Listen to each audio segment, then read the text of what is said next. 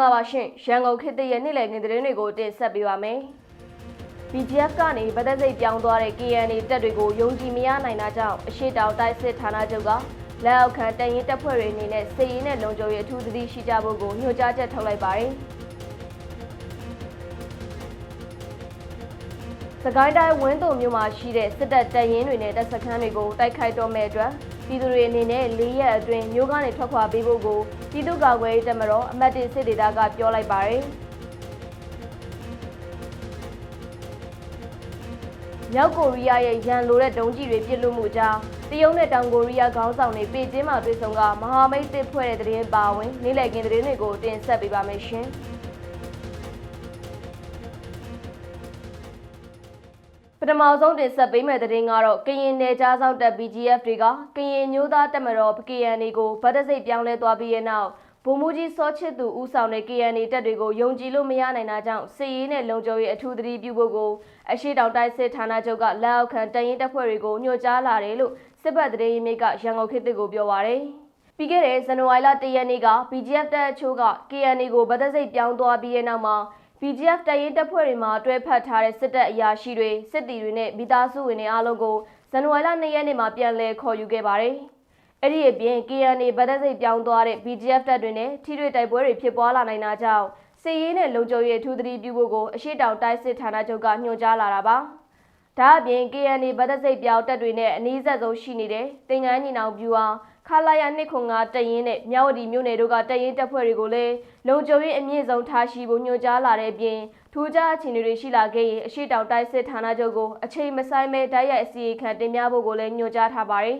။လက်တလော BGF တပ်နဲ့3နဲ့တပ်နယ်2လက်အောက်ခံ BGF တရင်13916တရင်13919တရင်13918တရင်13919တရင်13923တရင်တွေအပါအဝင် BGF တရင်တွေမှာတွဲဖက်ထားတဲ့စစ်အရာရှိတွေနဲ့စစ်တီမိသားစုဝင်တွေအားလုံးကိုစစ်တပ်ကပြန်လည်ခေါ်ယူရမှာတပ်မိသားစုဝင်တွေအားလုံးကိုဖန်နဲ့အရှိတောင်တိုက်စစ်ဌာနချုပ်တို့ကိုပြန်ခေါ်ယူတယ်လို့သိရပါတယ်။ဒါအပြင်စစ်အရာရှိတွေနဲ့စစ်တီတွေကိုတော့ရှေ့တန်းတပ်ရင်းတပ်ဖွဲ့တွေကိုစစ်မြေပြင်တာဝန်တွေနဲ့ပြန်လည်ပို့ဆောင်နေရလို့သိရပါတယ်။ BGF တပ်အချို့က KNA ဗတ်တစိတ်ပြောင်းလဲပေမဲ့လည်းဗတ်တစိတ်မပြောင်းပဲစစ်တပ်လက်အောက်မှာစစ်ယူနီဖောင်းပြောင်းလဲဝတ်ဆင်မဲ့ BGF တပ်အချို့လည်းရှိနေပြီး BGF တပ်နဲ့1နဲ့တပ်နဲ့4မှာဗတ်တစိတ်မပြောင်းလဲသေးပါဘူး။အဲ့လိုဗတ်တစိတ်မပြောင်းတဲ့ BGF တပ်တွေဟာစစ်တပ်နဲ့ဓာတ်ရိုက်ချိတ်ဆက်နေကြတယ်လို့သိရပါတယ်။ BGF တပ်ဖွဲ့တွေကို2010-2011ခုနှစ်အတွင်းကရင်ပြည်နယ်နဲ့မွန်ပြည်နယ်အတွင်းတပ်နယ်4ခုတပ်ရင်း73ခုနဲ့စစ်တပ်ကဖွဲ့စည်းထူထောင်ပေးခဲ့တာပါရှင်။ဆက်လက်ပြီးတစ်ဖက်ကဝင်းတုံမြို့ဘက်ကိုကြည့်အောင်ပါ။စကိုင်းတိုင်းဝင်းတုံမြို့မှာရှိတဲ့စစ်တပ်တပ်ရင်းတွေနဲ့တပ်စခန်းတွေကိုတိုက်ခိုက်မဲ့အတွက်ကြောင့်ပြည်သူတွေအနေနဲ့၄ရက်အတွင်းမြို့ကနေထွက်ခွာပေးကြဖို့ကိုပန်ကြားပါတယ်လို့ပြည်သူ့ကာကွယ်ရေးတပ်မတော်အမတ်1စစ်ဒေသကောလင်းခရိုင်အမတ်4တပ်ရင်းရဲ့ပြောရေးဆိုခွင့်ရှိသူကရန်ကုန်ခေတ်သစ်ကိုပြောပါရယ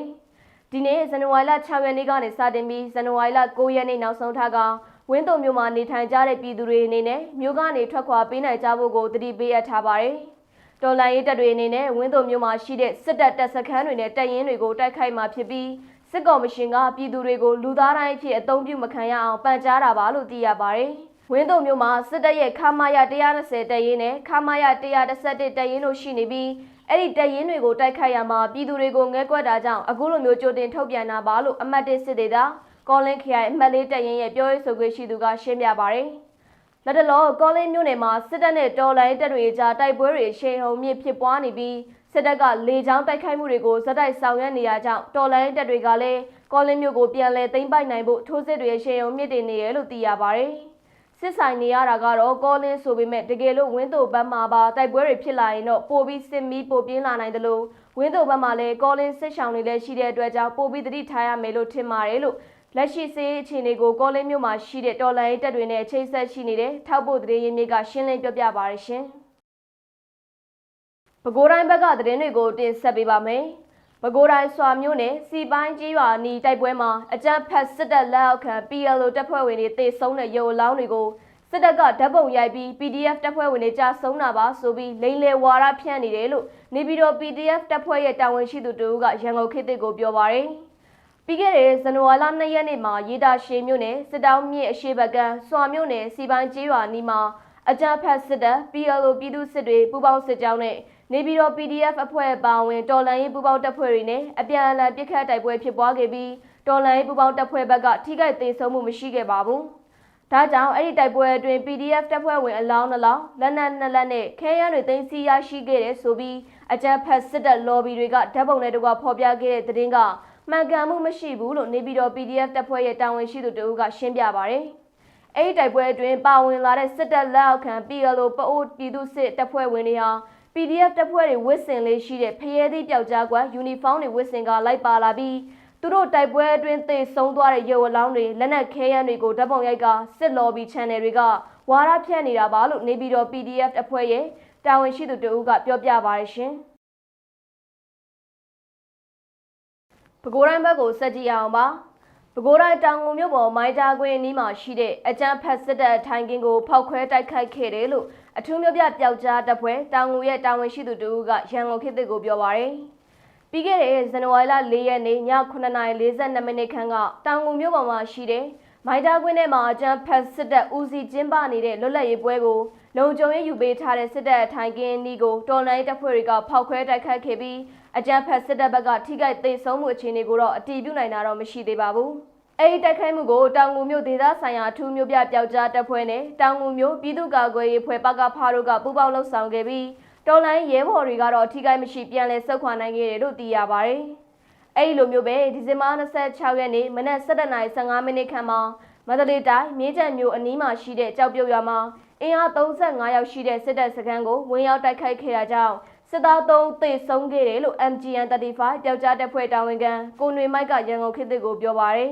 ။ဒါအပြင်အပြန်အလှန်ပစ်ခတ်တိုက်ပွဲဟာမိနစ်50ခန့်ကြာမြင့်ခဲ့ပြီးစစ်သား3သေဆုံးက9ဦးပြေးထန်ဒဏ်ရာရရှိခဲ့ပါရယ်။အဲ့ဒီအပြင် PDF တပ်ဖွဲ့တွေအနေနဲ့စစ်အာဏာရှင်ကိုအမြန်ဆုံးအဆုံးသတ်နိုင်ဖို့ကြိုးစားနေတာကြောင့်မိဘပြည်သူတွေအနေနဲ့စိတ်သက်မကြပါနဲ့လို့ MGN35 ပျောက်ကြားတပ်ဖွဲ့တာဝန်ခံကိုနွေမိုက်ကပြောပါရယ်။အဲ့ဒီတိုက်ခိုက်မှုကို MGN35 ပျောက်ကြားတပ်ဖွဲ့မြင်းကြံ Black Tiger MBT ပြည်သူ့ကျေတပွဲတပ်ဖွဲ့နဲ့မြင်းကြံ Data Dynamite တပ်ဖွဲ့တို့ကပူးပေါင်းကတိုက်ခိုက်ခဲ့ပြီးပြည်သူ့ကာကွယ်တပ်ဖွဲ့ဝင်တွေကတော့ထိခိုက်မရှိပြန်လည်ဆုတ်ခွာနိုင်ခဲ့တယ်လို့သိရပါတယ်ရှင်။မန္တလေးတိုင်းဘက်မှာတော့မန္တလေးတိုင်းမြင်းကြံမြို့ပေါ်ကအကြမ်းဖက်စစ်တပ်ထိုင်စခန်းကိုစစ်ကူလာတဲ့စစ်တပ်စစ်ကြောင်းကိုကြားဖြတ်တိုက်ခိုက်ခဲ့တာကြောင့်စစ်သား4ဦးသေဆုံးပြီးကားတစ်စီးပျက်စီးခဲ့တယ်လို့မြင်းကြံ21 Gorilla Force အဖွဲ့ရဲ့တာဝန်ရှိသူတို့ကရန်ကုန်ခေတ်သစ်ကိုပြောပါရယ်။ပြီးခဲ့တဲ့ဒီဇင်ဘာ25ရက်နေ့မှာမြင်းကြံမြို့အမှတ်18ရပ်ကွက်စစ်တပ်အထိုင်စခန်းကိုစစ်ကူလာတဲ့စစ်သားတွေကိုတော်လိုင်းတပ်ဖွဲ့တွေကကြားဖြတ်တိုက်ခိုက်ခဲ့တာကြောင့်အကြမ်းဖက်စစ်တပ်ဘက်က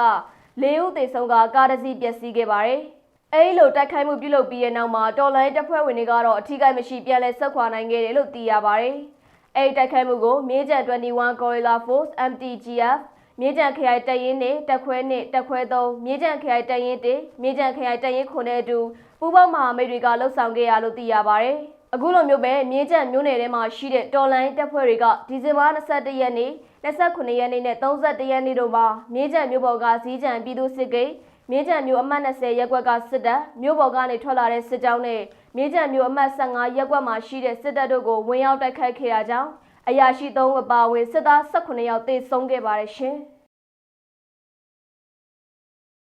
မကွေးတိုင်းဘက်ကသတင်းကိုတင်ဆက်ပေးပါမယ်။မကွေးတိုင်းမြိုင်မြို့နယ်ရွာသစ်ကုန်းရွာကိုအကြမ်းဖက်စစ်တပ်ကတိုက်ပွဲဖြစ်ပွားတာမရှိဘဲလေကြောင်းတိုက်ခိုက်ခဲ့တာကြောင့်နေအိမ်တွေပျက်စီးခဲ့တယ်လို့မြိုင်တောင်မင်းမြေပြည်သတင်းမှန်ပြန်ကြားရေးဖွဲ့ရဲ့တာဝန်ရှိသူတို့ကရန်ကုန်ခေတ်သစ်ကိုပြောပါရယ်။ပြီးခဲ့တဲ့ဇန်နဝါရီလ4ရက်နေ့ည7:16မိနစ်ခန့်အချိန်တဒအူးလေတပ်ကနေတက်လာတဲ့တိုက်လေယာဉ်တစ်စီးကမြိုင်မြို့နယ်ရွာသစ်ကုန်းရွာကိုတိုက်ပွဲဖြစ်ပွားတာမရှိဘဲဘုံနှလုံးနဲ့ကျဲချတိုက်ခိုက်ခဲ့တာကြောင့်ပြည်သူတွေထိခိုက်ဒဏ်ရာရရှိတာမရှိပေမဲ့လည်းနေအိမ်တွေပျက်စီးခဲ့ရပါတယ်။အဲဒီလိုမျိုးပဲမနေ့ကဇန်နဝါရီလ9ရက်နေ့နေ့လယ်ပိုင်းမှာမုံရွာမြို့အခြေဆိုင်အနောက်မြောက်တိုင်းစစ်ဌာနချုပ်ကနေတက်လာတဲ့ဂျန်ဟယ်ကော်ပတာ3စီးနဲ့မကွေးတိုင်းပေါက်မြို့နယ်နဲ့မြိုင်မြို့နယ်ဆက်လက်ပံတိုရေနံမော်ဒေသကိုတိုက်ပွဲဖြစ်ပွားတာမရှိဘဲလေကြောင်းတိုက်ခိုက်ခဲ့တာကြောင့်နေအိမ်တွေပျက်စီးခဲ့တယ်လို့ပေါက်မြို့နယ်ကာကွယ်ရေးဖွဲ့ရဲ့ကိုလာရောင်ကပြောပါရယ်။ပြီးခဲ့တဲ့ဒီဇင်ဘာ22ရက်နေ့ကလည်းမုံရွာမြို့အခြေဆိုင်အနောက်မြောက်တိုင်းစစ်ဌာနချုပ်ကနေတက်လာတဲ့ဂျန်ဟယ်ကော်ပတာ3စီးနဲ့ပေါက်မြို့နယ်နဲ့မြိုင်မြို့နယ်ဆက်ရေနံမော်ကိုတိုက်ပွဲဖြစ်ပွားတာမရှိဘဲလေကြောင်းတိုက်ခိုက်ခဲ့တာကြောင့်ပြည်သူပိုင်နေအိမ်တွေမီးလောင်ပျက်စီးခဲ့ရပါတယ်ရှင်။စကိုင်းတိုင်းဘက်ကသတင်းတွေကိုတင်ဆက်ပေးပါမယ်။စကိုင်းတိုင်းညောင်မြို့နယ်နဘက်ရွာကိုအကြမ်းဖက်စစ်တပ်ကဂျန်ဟယ်ကော်ပတာနဲ့ဘုံကျဲတိုက်ခိုက်ခဲ့တာကြောင့်ပ ပြည်သူ2ဦးသေဆုံးပြီးနေအိမ်တွေပျက်စီးခဲ့တယ်လို့ဒေသတွင်းတော်လှန်ရေးတပ်ဖွဲ့ရဲ့တာဝန်ရှိသူတဦးကရန်ကုန်ခေတ်သစ်ကိုပြောပါရယ်။မနေ့ကဇန်နဝါရီလ9ရက်နေ့မနက်ပိုင်းမှာမြောင်မြို့နယ်နဘတ်ရွာကိုအကြမ်းဖက်စစ်တပ်ကတိုက်ပွဲဖြစ်ပွားတာမရှိဘဲမုံရွာမြို့နာမခါကနေတက်လာတဲ့ဂျန်ကော်ပတာ3စီးနဲ့ဘုံကျဲတိုက်ခိုက်ခဲ့တာပါ။အကြမ်းဖက်စစ်တပ်ရဲ့ဘုံကျဲတိုက်ခိုက်မှုအတွင်းကြေးရွာတွေကနေအိမ်ပေါ်ကိုဘုံကျရောက်ပောက်ကွဲခဲ့တာကြောင့်နေအိမ်အတွင်းအမျိုးသမီးတဦးခါပြတ်ထွက်ကသေဆုံးခဲ့ပြီးအနီးနားမှာရှိတဲ့ပြည်သူတဦးလည်းသေဆုံးကထိခိုက်ဒဏ်ရာရရှိသူတွေလည်းရှိတဲ့အပြင်ကြေးရွာတွေကနေအိမ်တွေလည်းပျက်စီးခဲ့ရပါတယ်။အဲ့လိုအကြမ်းဖက်စစ်တပ်ကဘုံကျဲတိုက်ခိုက်တာဟာရေစကြိုမြို့နယ်ရှေ့အိမ်တန်းရွာဘက်မြစ်စိတ်ဘေးမှာရောက်ရှိနေတဲ့အင်အား100ခန့်ပါအကြမ်းဖက်စစ်တပ်စစ်ကြောင်းကညောင်မြို့နယ်နနွေးကိုင်းကြေးရွာဘက်ကနေကြောက်ရရဲစခန်းဘက်ကိုဝင်ရောက်နိုင်ဖို့အတွက်အကာအကွယ်ပေးတဲ့အနေနဲ့တိုက်ခိုက်တာဖြစ်နိုင်တယ်လို့ဒေသတွင်းတော်လှန်ရေးတပ်ဖွဲ့ရဲ့တာဝန်ရှိသူကဆက်လက်ပြောပါရယ်။အခုလိုမျိုးပဲအဲ့ဒီနဘတ်ရွာကိုအကြမ်းဖက်စစ်တပ်က2025ခုနှစ်စက်တင်ဘာလ4ရက်နေ့ကလည်းရေစကြိုမြို့ပေါ်ကအကြမ်းဖက်စစ်တပ်ကဟောင်ဝစ်စာလက်နက်ကြီးတွေနဲ့ပစ်ခတ်တိုက်ခိုက်ခဲ့တာကြောင့်ပြည်သူ4ဦးလက်နက်ကြီးကြီးစားထိမှန်ကထိခိုက်ဒဏ်ရာရရှိခဲ့ပါသေးရဲ့ရှင်။ဆက်လက်ပြီးနိုင်ငံတကာသတင်းတွေကိုတင်ဆက်ပေးပါမယ်။မြောက်ကိုရီးယားရဲ့ရန်လိုတဲ့ဒုံးကျည်တွေစမ်းသပ်ပစ်လွှတ်မှုတွေရှိခဲ့ပေမဲ့လည်းတောင်ကိုရီးယားသမ္မတကတရုတ်နိုင်ငံခရီးစဉ်အတွင်းတရုတ်သမ္မတနဲ့တွေ့ဆုံကကုန်သွယ်ရေးမြင့်တင်ဖို့နဲ့ဒေသတွင်းတည်ငြိမ်ရေးကိုကာကွယ်ဖို့နှစ်နိုင်ငံခေါင်းဆောင်တွေအပြန်အလှန်ကတိပြုလိုက်ကြပါတယ်။တောင်ကိုရီးယားသမ္မတအီဂျင်မြောင်ဟာပြီးခဲ့တဲ့ဇွန်လမှာယာရုတက်ပြီးရဲ့နောက်ပိုင်းပထမကြိမ်ဖြစ်တရုတ်နိုင်ငံကို4ရက်ကြာခရီးစဉ်ရောက်ရှိနေတာဖြစ်ပြီးတရုတ်သမ္မတရှီကျင်းဖျင်နဲ့တွေ့ရှိခဲ့တာပါ။ပေကျင်းမြို့ကပြည်သူ့ခမ်းမဆောင်ကြီးမှာသမ္မတအီဂျင်မြောင်ကိုလက်ခံတွေ့ဆုံစဉ်အတွင်းတရုတ်သမ္မတရှီကျင်းဖျင်ကဒေသတွင်းငြိမ်းချမ်းရေးကိုထိန်းသိမ်းဖို့နဲ့ကမ္ဘာဖွံ့ဖြိုးတိုးတက်ရေးကိုမြင့်တင်ဖို့အတွက်နှစ်နိုင်ငံလုံးမှာအရေးကြီးတဲ့တာဝန်ရှိတယ်လို့အလေးပေးပြောကြားခဲ့တယ်ဆိုတာကိုတရုတ်အစိုးရပိုင် CCTV သတင်းဌာနကထုတ်ပြန်ပါတယ်။သမ္မတအီဂျင်မြောင်ကလည်းအခုလိုပြောင်းလဲနေတဲ့ခေတ်ကာလမှာကိုရီးယားတရုတ်ဆက်ဆံရေးတိုးတက်ဖို့အတွက်အခမ်းကဏ္ဍအသစ်တစ်ခုကိုဖွင့်လှစ်ဖို့ပြောဆိုခဲ့ပါတယ်။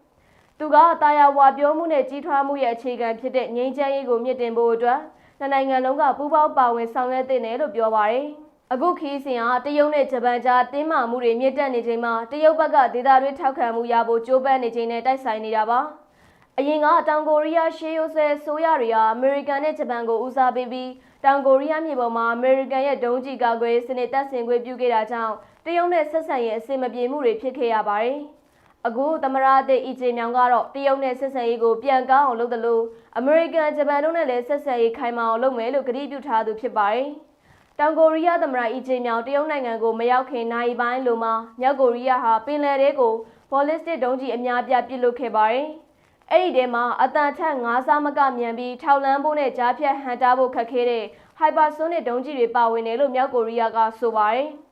ဒါပေမဲ့လက်နက်ရေးရာကျွမ်းကျင်သူတွေကတော့မြောက်ကိုရီးယားမှာအဲ့လိုတကယ်အလုပ်လုပ်တဲ့ဟိုက်ပါဆိုနစ်လက်နက်မျိုးရှိနေပြီဆိုတာကိုတန်တရားရှိနေကြပါတယ်။တရုတ်နဲ့တောင်ကိုရီးယားထိပ်သီးအစည်းအဝေးတွေအတွင်းမှာကိုရီးယားကျွန်းဆွယ်တင်းမာမှုတွေလျှော့ချဖို့အတွက်တီထွင်ဖန်တီးမှုရှိတဲ့နည်းလမ်းတွေကိုဆက်ပြီးရှာဖွေဖို့သဘောတူခဲ့ကြသလိုငြိမ်းချမ်းရေးအတွက်တရုတ်ကအပြုသဘောဆောင်တဲ့အခမ်းကဏ္ဍကနေပါဝင်မယ်ဆိုတာကိုအတည်ပြုခဲ့တယ်လို့တောင်ကိုရီးယားမျိုးသားလုံခြုံရေးကြံပေးဝီဆောင်လက်ကပြောပါတယ်။တရုတ်ဟာမြောက်ကိုရီးယားရဲ့အဓိကမဟာမိတ်ဖြစ်ပြီးစီးပွားရေးအရအသက်သွေးကြောလည်းဖြစ်ပါတယ်။ပြီးခဲ့တဲ့နှစ်တွေမှာမြောက်ကိုရီးယားပေါ်ကုလသမဂ္ဂကအရေးယူပိတ်ဆို့မှုတွေပိုတင်းကျပ်ဖို့အမေရိကန်ရဲ့ကြိုးပမ်းမှုတွေကိုတရုတ်နဲ့ရုရှားတို့ကအကြိမ်ကြိမ်ဟန်တာပေးခဲ့ပူပါတယ်။မြောက်ကိုရီးယားရဲ့ဒုံးကျည်စမ်းသပ်မှုတွေဟာအမေရိကန်ကဗင်နီဇွဲလားသမ္မတနီကိုလတ်မာဒူရိုကိုဖြုတ်ချပြီးဝင်ရောက်တိုက်ခိုက်ခဲ့တာအပေါ်ပြုံးမြန်ကဝန်ဖန်နေချိန်မှာဖြစ်ပေါ်လာတာပါ။အမေရိကန်ကသူတို့ကိုလည်းဆိုရပြောင်းလဲလုံမှာကိုအမြဲစိုးရိမ်နေတဲ့မြောက်ကိုရီးယားကဗင်နီဇွဲလားကိုတိုက်ခိုက်တာဟာအချုပ်ချာအာဏာကိုကြမ်းကြမ်းတမ်းတမ်းချိုးဖောက်တာဖြစ်ပြီးအမေရိကန်ရဲ့လူမိုက်ဆန်တဲ့သဘာဝကိုပြလိုက်တာပဲလို့ဝေဖန်ခဲ့ပါတယ်။တရုတ်ကလည်းအမေရိကန်ရဲ့တိုက်ခိုက်မှုဟာနိုင်ငံတကာဥပဒေကိုချိုးဖောက်ပြီးလက်တင်အမေရိကငြိမ်းချမ်းရေးကိုချိတ်ချောက်နေတယ်လို့ရှုတ်ချထားပါတယ်။တောင်ကိုရီးယားသမ္မတအီဂျင်မြောင်ရဲ့ခရီးစဉ်ဟာတရုတ်နဲ့ဂျပန်ကြားတင်းမာမှုတွေရှိနေချိန်နဲ့လည်းတိုက်ဆိုင်နေပါတယ်။ဂျပန်ခေါင်းဆောင်တစ်ကတော့တရုတ်ကထိုင်ဝမ်ကိုတိုက်ခိုက်လာရင်ဂျပန်ကဝင်ရောက်ဆွတ်ပတ်နိုင်တယ်လို့ပြောခဲ့တာကြောင့်ပါ။ပြီးခဲ့တဲ့ဘက်ကလည်းတရုတ်ဟာထိုင်ဝမ်ကျွန်းပတ်လည်မှာခွဲထွက်ရေးသမားတွေနဲ့ပြင်ပဆွတ်ဖက်မှုတွေကိုသတိပေးတဲ့အနေနဲ့အကြီးစားစစ်ရေးလေ့ကျင့်မှုတွေ2ရက်ကြာပြုလုပ်ခဲ့ပါသေးတယ်။တောင်ကိုရီးယားသမ္မတအီဂျင်မြောင်နဲ့တွေ့ဆုံချိန်မှာရှီကျင်းဖျင်ကတရုတ်နဲ့တောင်ကိုရီးယားတို့ဟာအတိတ်ကဂျပန်နဲ့ရန်ဘက်ဖြစ်ခဲ့မှုတဲ့သမိုင်းကြောင်းကိုထည့်ပြောခဲ့ပြီးဒုတိယကမ္ဘာစစ်ရဲ့အောင်ပွဲရလဒ်တွေကိုကာကွယ်ဖို့နဲ့အရှေ့မြောက်အာရှတည်ငြိမ်ရေးအတွက်လက်တွဲလှုပ်ဆောင်ကြဖို့ကိုတိုက်တွန်းခဲ့ပါတယ်။အမေရိကန်နဲ့စစ်ရေးပူးပေါင်းမှုနဲ့ပတ်သက်ပြီးအီဂျင်မြောင်ကတရုတ်ကိုမသွားခင် CCTV နဲ့အင်တာဗျူးမှာတရုတ်နဲ့ထိတိုက်သေးဖို့မဟုတ်ပါဘူးလို့ပြောခဲ့ပါတယ်။သူ့ရဲ့ခီးစဉ်ဟာအတိတ်ကနားလည်မှုလွဲတာတွေကိုဖယ်ရှားပြီးတရုတ်ကိုရီးယားဆက်ဆံရေးကိုအဆင့်သစ်တစ်ခုမြင့်တင်ဖို့ရည်ရွယ်တယ်လို့ဆိုပါတယ်။တရုတ်နဲ့တောင်ကိုရီးယားကြားမှာခိုင်မာတဲ့ကုန်သွယ်ရေးရှိနေပြီး2024ခုနှစ်မှာကုန်သွယ်မှုတန်ဖိုးဒေါ်လာ283ဘီလီယံထိရှိခဲ့ပါတယ်။တွဲဆောင်ပွဲအတွင်းနည်းပညာကုန်သွယ်ရေးတည်ယူပို့ဆောင်ရေးနဲ့ပတ်ဝန်းကျင်ထိန်းသိမ်းရေးကဏ္ဍတွေမှာပူးပေါင်းဆောင်ရွက်ဖို့သဘောတူညီချက်15ခုကိုလက်မှတ်ရေးထိုးခဲ့ကြပါတယ်။တရုတ်ခီးစဉ်အတွင်းမှာတောင်ကိုရီးယားသမ္မတအီဂျင်မြောင်ဟာ Samsung, Hyundai, LG, Alibaba တို့လိုကုမ္ပဏီကြီးတွေပါဝင်တဲ့စီးပွားရေးဖိုရမ်ကိုတက်ရောက်ခဲ့ပြီးစားသောက်ကုန်စိုက်ပျိုးရေးဇီဝနည်းပညာနဲ့ဖျော်ဖြေရေးကဏ္ဍတွေမှာပူးပေါင်းဆောင်ရွက်ဖို့နိုင်ငံသဘောတူညီချက်တွေကိုလည်းလက်မှတ်ရေးထိုးခဲ့ကြပါသေးရဲ့ရှင်။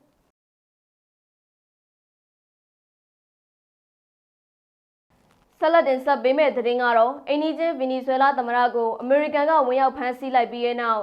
အမေရိကန်သမ္မတဒေါ်နယ်ထရန့်ရဲ့ချိန်ချမှုတွေကိုရင်ဆိုင်ဖို့အတွက်သူကိုယ်တိုင်လက်နက်ပြန်ကင်ဖို့အသင့်ပဲလို့ကိုလံဘီယာသမ္မတဂူစတာဗို ပက်ထရိုကဇန်နဝါရီလ9ရက်နေ့မှာပြောကြားလိုက်ပါတယ်။သူကလူမှုကွန်ရက် X Twitter ပေါ်မှာငါလက်နက်ကိုဘယ်တော့မှမကင်တော့ဘူးလို့ကြိမ်ဆိုခဲ့ဘူးတယ်။ဒါပေမဲ့ငါနိုင်ငံအတွက်ဆိုရင်တော့ငါလက်နက်ပြန်ကင်မယ်လို့ရေးသားခဲ့ပါတယ်။ထရန့်နဲ့ပက်ထရိုတို့ဟာခြေတွေစကားများခဲ့ကြတယ်လို့ပြီးခဲ့တဲ့ပိတ်ရက်ကထရန့်ဟာကိုလံဘီယာသမ္မတကိုတတိထားနေဆိုပြီးချိန်ချောက်ခဲ့တဲ့ပြင်ကိုလံဘီယာသမ္မတပက်ထရိုကိုကိုကင်းချက်ပြီးအမေရိကန်ကိုရောင်းစားရတာကြိုက်တဲ့လူမမာလို့စော်ကားပြောဆိုခဲ့ပါတယ်။ပက်ထရိုက1989ခုနှစ်ငြိမ်းချမ်းရေးစာချုပ်အရလက်နက်ဆုပ်ခဲ့တဲ့ M19 မြို့ပြပျောက်ကြားအဖွဲ့ဝင်ဟောင်းဖြစ်ပါတယ်။ဒါအပြင်ထရန့်သမ္မတပြန်ဖြစ်လာကြတဲ့ကသူတို့နှစ်ဦးကြားမှာစကားနာထိုးမှုတွေအမြဲရှိခဲ့တာပါ။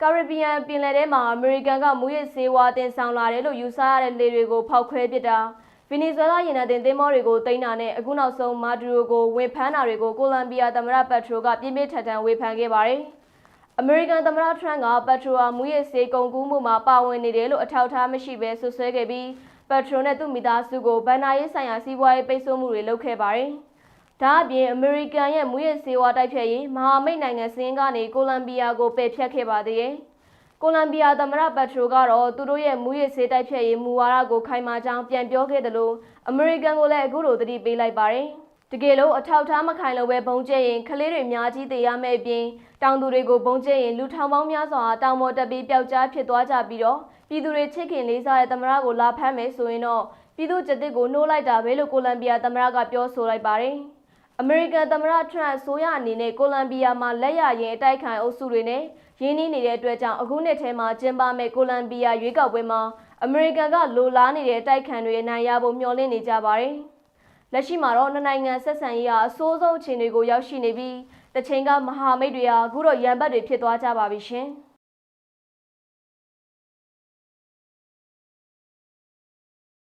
အခုနောက်ဆုံးတင်ဆက်ပေးမယ့်သတင်းကတော့ဖီလစ်ပိုင်သမ္မတဖာဒီနန်မာကိုစ်ကိုစွန့်ခွာကြဖို့စစ်တပ်ကိုတိုက်တွန်းနှိုးဆော်ခဲ့တယ်လို့ဆွဆွဲခံထားရတဲ့လေတပ်ဗိုလ်ချုပ်အောင်တဦးကိုတနင်္လာနေ့ဇန်နဝါရီလ9ရက်နေ့မှာမနီလာပြည်ပြည်ဆိုင်ရာလေဆိပ်မှာတင်ဖမ်းဆီးလိုက်ပါတယ်။အဖမ်းခံရသူကတော့ဗိုလ်ချုပ်ဟောင်းရိုမီယိုဖော့ကွက်စ်ဖြစ်ပါတယ်။သူကဖီလစ်ပိုင်အစိုးရအတွင်းအဂတိလိုက်စားမှုသတင်းတွေထွက်ပေါ်နေချိန်မှာသမ္မတမာကိုစ်အပေါ်ထောက်ခံမှုတွေရုပ်သိမ်းကြဖို့လက်နက်ကင်တပ်ဖွဲ့တွေကိုလူသိရှင်ကြားတိုက်တွန်းခဲ့တာပါ။ထိုင်းနိုင်ငံမှာအားလက်ရအပန်းဖြေပြီးဘန်ကောက်ကနေပြန်လာလေဆိပ်ကိုစစ်ဆေးခြင်းမှာတင်ရဲတပ်ဖွဲ့ကစူပူအောင်လှုံ့ဆော်မှုနဲ့ဖမ်းလိုက်တာဖြစ်တယ်လို့ပြည်ထောင်ဝန်ကြီးကအတည်ပြုထားပါတယ်။ဗိုလ်ချုပ်ဟောင်းရဲ့တုံ့ပြန်မှုကတော့အသက်68နှစ်ရှိပြီဖြစ်တဲ့ဗိုလ်ချုပ်ဖော့ကွက်စ်ကိုသူ့အဖမ်းခံရတာမှန်ကန်ကြောင်း Facebook ပေါ်မှာစာရေးသားခဲ့ပြီးဖိလစ်ပိုင်ပြည်သူတွေအတွန်းရှိပါစေလို့ဆိုခဲ့ပါတယ်။သူ့ရဲ့ရှင်းနေကတော့သမ္မတကိုထောက်ခံမှုရုပ်သိမ်းမှုပြောတာဟာစူပူအောင်လှုံ့ဆော်တာမဟုတ်ပဲအဂတိလိုက်စားမှုတွေရဲ့နောက်ဆက်တွဲရလဒ်ကိုဆွေးနွေးတာသာဖြစ်တယ်လို့ခုခံပြောဆိုထားပါတယ်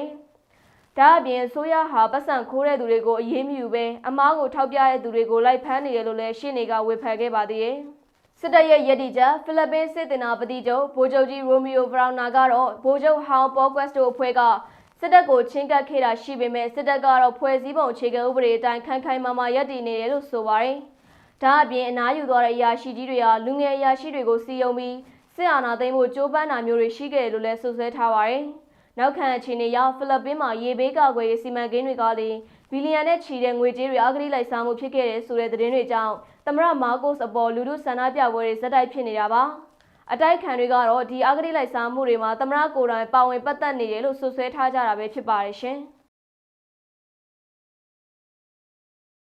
ဒါကတော့ရန်ကုန်ခေတ်သစ်ရဲ့နေ့လည်ခင်းသတင်းတွေကိုတင်ဆက်ပေးခဲ့ရပါကြည့်ရှုပေးခဲ့ကြတဲ့အတွက်ကျေးဇူးတင်ပါတယ်ရှင်ကျွန်မကတော့ရှားပါ